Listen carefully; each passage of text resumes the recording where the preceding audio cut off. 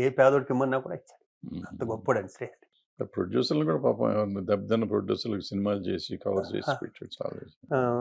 అంటే చెప్పొచ్చో చెప్పకూడదు కానండి, వాడు ఇంకొక వారం రోజుల్లో ఉండడు అన్న టైంలో నాకు ఫోన్ చేశాడు.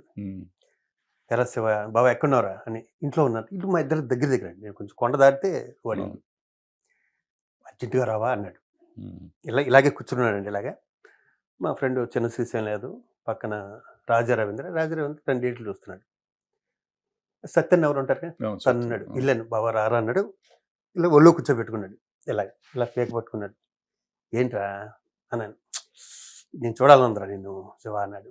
సరే ఇంకేంటి అయ్యి అడిగి రా మంది ఏమైనా తెచ్చావా అన్నాడు. నాకు శాంతి ఇంటదేమో ఇటు చెప్పిన మాట పక్కన ఉంది.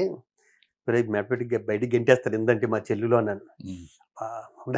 అది ఇదన్నది ఏదో మాట్లాడేటండి. హగ్ చేసుకునేలాగా పడుకోరా బాబా అన్న. ఏదో చిన్న అప్సెట్లో ఉన్నాడు మొత్తం టోటల్గా. అప్పటికేనండి వాడి పర్సనాలిటీ సాలిడ్ పర్సనాలిటీ కదా, చిక్కిపోయాడు.